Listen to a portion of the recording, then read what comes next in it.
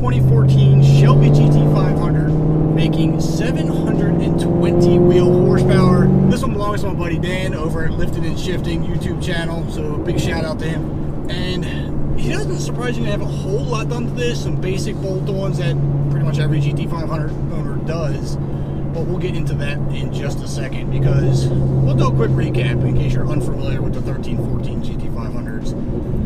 The 1314s were stock 662 horsepower, 631 pound-feet of torque, and would do 0 to 60 in 3.5 seconds, and was the first Mustang to hit 200 miles an hour. In order to get that 0 to 60 and that 200 mile an hour, Ford had to put the 331 gears back in and stretch out the gearing in the transmission, so much so that you could do a 0 to 60 pull in first gear.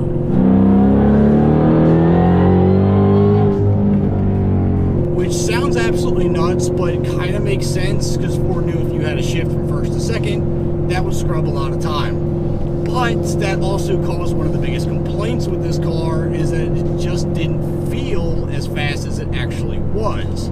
Of course, with now having 720 horsepower, that's not a complaint anymore.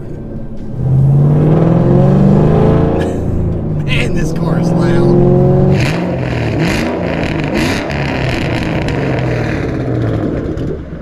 Of course, we can thank that to an off-road H-pipe and a Corsa Extreme exhaust. So I'm sure Dan's neighbors hate him, but I love it.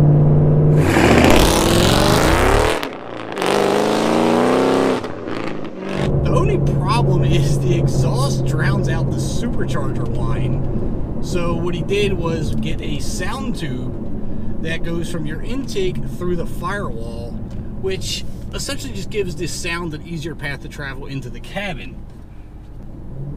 Now, I know what you're thinking, oh, it's just pumped in sound. Well, it's not really, because it's the natural sound, it's just got an easier path to get to you.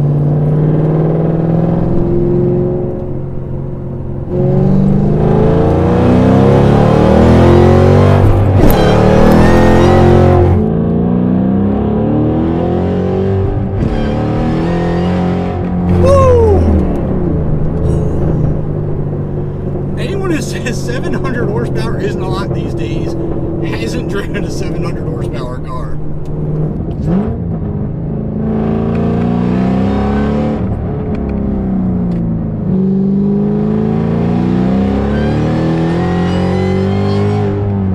So in order to make all this giggling horsepower, we got a JLT cold-air intake, VMP throttle body, custom Lund tune, obviously the exhaust, and that's really all you need in these cars.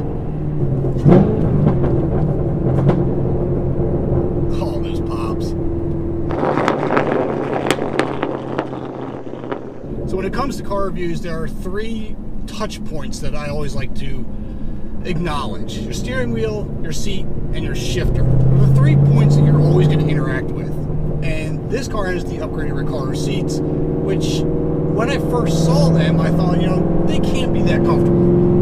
Well, I was incredibly wrong, because after sitting in them, I could do a road trip in these. They are absolutely comfortable. The bolstering is great. It holds you in tight without being super aggressive. And I love the white inserts, which is a really nice contrast to the interior of the car. The steering wheel, also a great touch point. It's wrapped in Alcantara. It has nice 9-3 grips. 10-2 notches are nice. And it's just a really great steering wheel. And my third touch point that I always look at is the shifter. This one has an MGW shifter. That's kind of a standard go-to for all Mustang guys. It's solid, it's super short throws, and there's no question, when you're in gear, you're in gear. And it might take a little extra muscle than some of the other shifters on the market, but it's totally worth it. Once you get used to it, it's smooth as butter. Of course, when you go along with the MGW shifter, you have to talk about the clutch, and this one has the McLeod RXT. It's a twin disc clutch, and it can be a little tricky. I'm having a little bit of a hard time getting a smooth launch on first gear.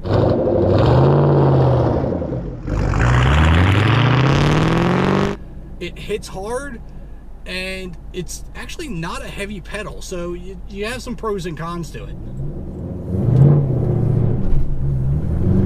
Case in point. I think we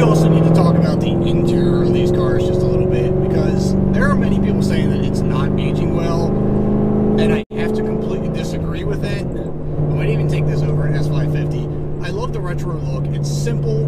The gauges are amazing. They have great font. They themselves have a nice retro look. You have a nice center stack here. You got a touch screen. You have plenty of tech without going overboard. Some of the newer interiors are just way too clustered and way too busy. I like the simplicity. I like the double brow dash. I like the brushed aluminum accents. It's just a really great interior. And again, I mean, yes, the S550s are nice, but there's something raw about this car.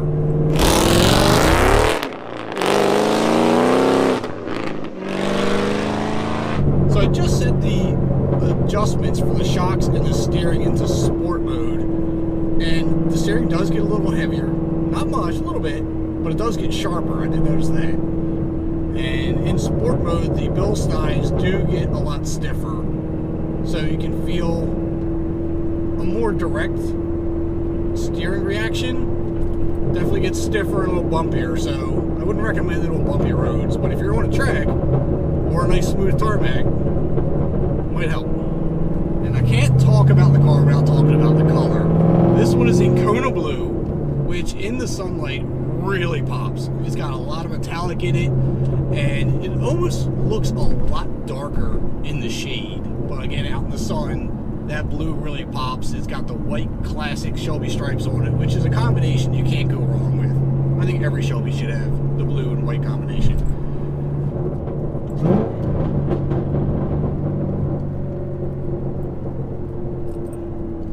I could just downshift all day.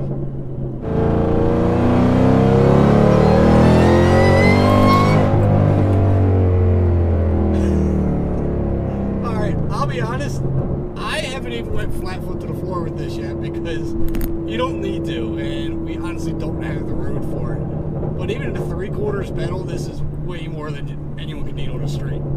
I feel like this generation GT500 will go down as a classic collectible.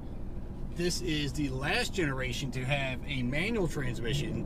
The new ones are nice. I've driven a 2020 with the dual clutch, and it's a great car. It's fun, but something about just having a manual, shifting your own gears, this is the way Shelby meant the car to be. And those newer cars are a lot of fun, but they just feel very computerized. You don't get a lot of feedback from the steering. You don't get a lot of feedback in the seat of your pants. Everything here is just raw and analog and just the way it should be.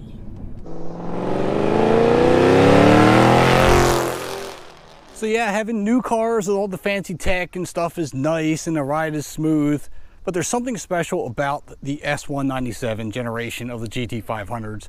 This is the last generation that Shelby oversaw before his passing. It's raw, it's powerful, and there's just no other feeling than something like this. So in my eyes, I think this is the generation to have. This is the one that's going to go down as a classic. And if you are out looking for something fun that's going to put a smile on your face and something that you feel is special every time you look at it, when it sits in the garage, you smile and it just puts a special spot in your heart, this is the car to have. Again, special thanks to Dan over at Lifting and Shifting for bringing this out to us today to film. And leave your comments down below. Don't forget to drop a like on the video on your way out.